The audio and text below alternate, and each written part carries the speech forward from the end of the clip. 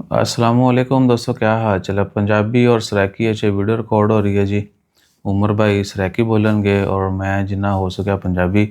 तो सीन ये है कि ओमान वीज़ियां दे फ्रॉड, ओमान लोगों को बुला के जॉब की जी दी जाती है।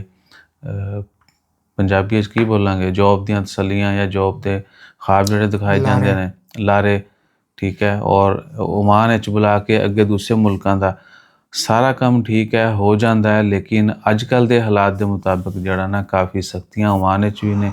उस तो बाद हालात कोई एडे मौजू नहीं है गैर मुल्कियों लिए कि अल्लाह तूल आन इतने आके एडजस्ट हो जान, फिट हो जान। नहीं, बहुत कम चांस ने, क्योंकि मार्केट में जितना तंबाकू हो रहा है, ठीक है, रियलिटी उसके बिल्कुल बरक्स हैगी है। ठीक है ना। मैनू कंटिन्यू पंजाबी नहीं बोलनी आती, बिच बिच जरा ना बस वो पैच लाने आते हैं। तो ओमान कोई बहुत ज़्यादा जॉब के हालात अच्छे नहीं है। उमर भाई थोड़ा सराकी भी दसणगे, बाकी थोड़ी बहुती कमी बेश जी मैं ऐड करता रहांगा। उमर भाई दसो, एक साइड तो शुरू हो जाओ कि की हो रहा आवाम नाल और क्या हालात उंज ही ने जिदा सोशल मीडिया ते दसे जाते हैं। अस्सलाम वालेकुम भेणे भिरावो, क्या हाल चाल है। सर गाल है कि जडन दे गल्फ दे हालात ख़राब थे, बिलखसूस दुबई दे ते पाकिस्तानियों को उन्होंने कढ़े ते सारे जड़े एजेंट हज़ारात जड़े 2 नंबर लोग हन पे काम करेंदे हन, वो सारे दे सारे ओमान आ गए। ठीक। ओमान क्यों आए ने?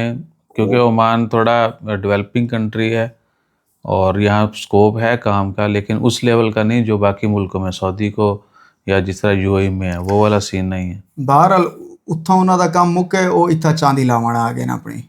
ते गाल है कि असां बहुत सारे लोगों के गाली सुने कि पाकिस्तान तो साढ़े भिरा साढ़े सज्जन जड़े हैं पे इत्थां आंदे पे एजेंटां दे जहाज़ां दे विच कि हाँ जी आज़ाद वीज़ा है पिया, इत्थे आओ अपना काम करो अपना कमाओ, रियाल दा रेट है पिया, इतने पैसे बन वेंदे ने, इतनी दिहाड़ी लग वेंदी है। लोग बेचारे इतने मजबूर हैं। ज़ाहिरी गाल है, असां एह् नहीं आखदे पाकिस्तान दे हालात चंगे न, पाकिस्तान दे हालात ख़राब हैं ते ओह् बेचारे मतलब कि इत्थां फोकस करेंदे पैन। ते असां कई लोगों ने सुने, कई ने दुकान बेच दी है, कई ने चलदा है कारोबार बेच दिते, कई ने घर बेच दिते, कई ने ज़मीन बेच दी है, कई ने ज़ाल दा ज़ेवर कितें रखवा दिते। लोग इत्थां आंदे पे ओ भरा कोई अक्ल को हत्थ मारो, तुसा खुद इत्थां तसल्ली तां करो इत्थां क्या हालात हैं क्या क्या नहीं। जेह्ड़े लोग इत्थां रैंह्दे न उन्हां कोल पुच्छो, हाँ भाई क्या सीन है क्या कोई नहीं।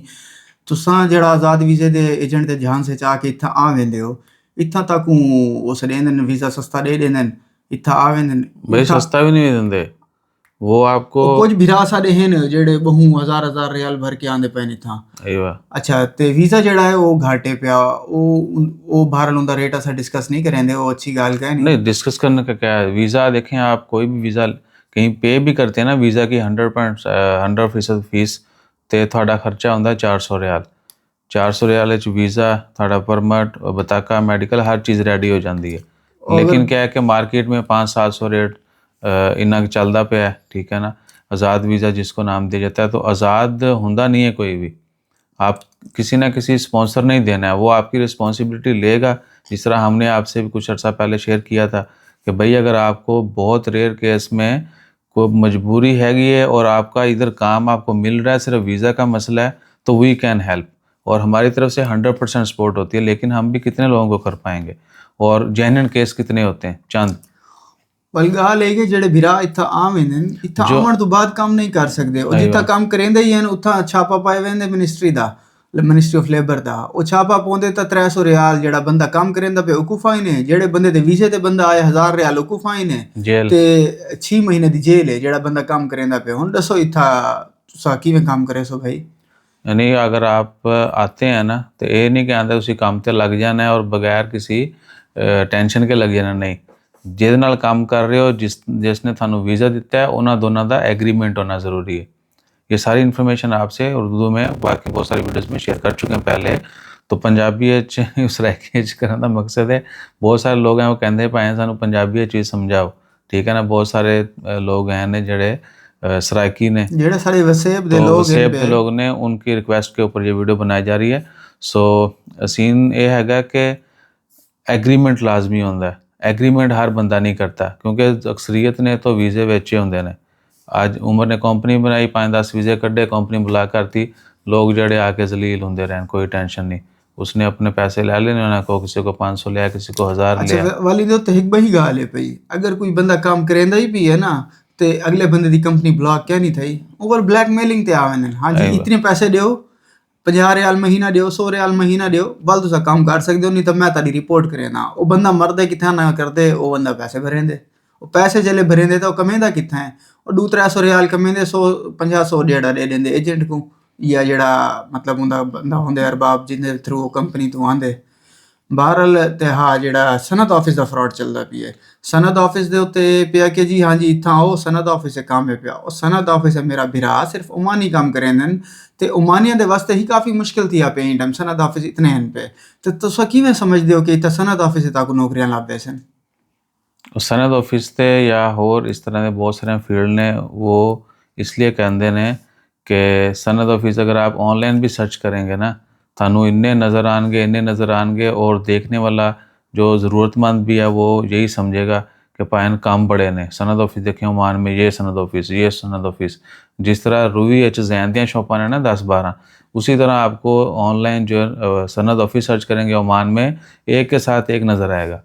तो अक्सरियत इसी से मोटिवेट हो जाती है, मुतासर हो जाती है कि जी अच्छा ये तो बहुत ज़्यादा ऑफिस हैं, लोगों की भी बहुत ज़्यादा ज़रूरत होगी, नहीं उतनी नहीं है। और ये काम जड़ा ना 100% ओमानिया लिए मुख्तस है, बिजनेस भी ओमानी ही अपने नाम से कर सकते हैं, और एक काम भी, क्योंकि उन्होंने दा सिस्टम है जड़ा लॉगिन है वो ओमानी दे कार्ड तो होना है, और ज़्यादा सिस्टम जो अरेबिक में ही है, इंग्लिश में भी है, लेकिन उनको चूँकि एट दी एंड आपको अरेबिक में सब कुछ करना है, तो वो अरेबिक जो नेटिव हैं उनके लिए आसान है। बाकी ये 100% बिजनेस और जॉब ओमानी अली मुख्तस है, खारजी दूसरे मुल्कों के लोग इस काम ते नहीं बैठ सकते, ठीक है। तुसी कदी नहीं देखोगे किते जड़ा ना सनद ऑफिस ते प्रॉपर बंदा दूसरा जड़ा ना वो ओन कर रहा है। हाँ, तुसी उन्हां दे नाल काम कर सकते हो, किसी और मुनासबत से उनके साथ जुड़ सकते हैं, लेकिन ये नहीं है कि अल्लाह तुल उनके पेरोल पे ऊपर आप आ जाए। तो इससे बचना है आपने। बाकी क्या है कि पंजाबी कितने गई उस्ताद? रात को एक माई दी वीडियो जड़ी आई पई है, बिरा भेजी पिया जी, ये देखो ये वीडियो डिठी है, वीज़ा देने पैन तो उत्ता जूस का काम में पिया, तो जूस कढ़ने तो सा दुकान ते खड़ो के भाई तुसा केड़े केड़े तंबाकू विचे सो, कोई अक्ल तो हथ मारो, कोई चंगी सोच होवे, कोई पता चले आ ये काम है ये काम क्या है, नहीं कम से कम थोड़ी रिसर्च तो करियो ना। जेड़ा बंदा कोई ना कोई तो ताड़ा बेली हो सी, कोई ना कोई तो वाकिफ हो सी, कोई ना कोई यार दोस्त रिश्तेदार कोई दूर दा वाकिफ तो हो सी, जेड़ा मस्कत रहांदा हो सी। भाई इतनी कल आवाम इधर आ रही है, हमें कहीं वो को तो इन्फॉर्मेशन गिने। नमाज के बाद बताया ना दोस्त ने, हाँ कितने अच्छे वेब मस्कत में बंदा बैठा हुआ, बड़ी ज़बरदस्त सोसाइटी हैगी, अब उधर बैठ के वो लोगों के साथ फ्रॉड कर रहा है, ए जॉब ले लो, वो जॉब ले लो, सैकड़ों लोगों ने उन्हें वीज़े दे के इत्थे बुलाया है और ब्लॉक करते जा रहे हैं। और एयरपोर्ट कंपनी तो ब्लॉक रिसीव है। करन तक नहीं गया उस बंदे ਨੂੰ, ਬਤਾਕਾ ਤੱਕ ਨਹੀਂ ਬਣਵਾਇਆ ਉਸ ਬੰਦਿਆਂ ਦਾ, ਉੱਥੇ ਸਿਰਫ ਉਹ ਬੰਦੇ ਉੱਥੋਂ ਪਾਠਾਂ 에어ਪੋਰਟ ਤੋਂ ਚੱਲਣ, ਇੱਥਾਂ ਜਿਵੇਂ ਹੀ ਪਹੁੰਚੇ ਤੇ ਉਹਨੇ ਨੰਬਰ ਬਲੌਕ ਕਰ ਦਿੱਤੇ, ਕੋਈ ਰਾਬਤਾ ਕਹਿ ਨਹੀਂ।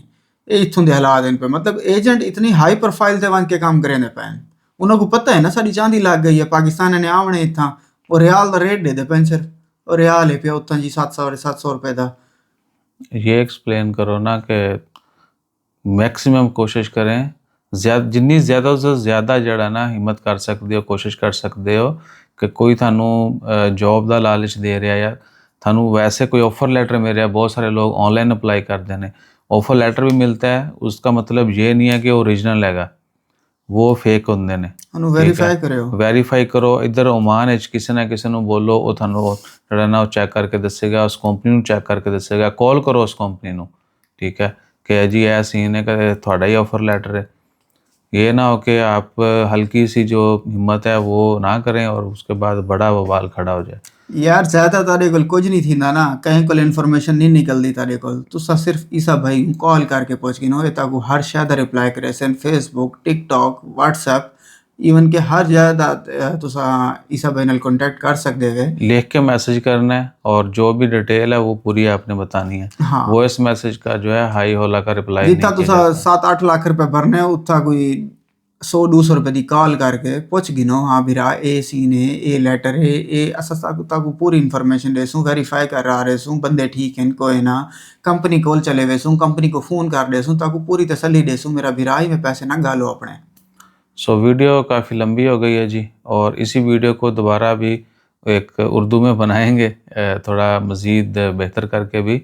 अपना ख्याल रखिए, दुआ में याद रखिए। जज़ाकल्लाह। अल्लाह हाफिज़।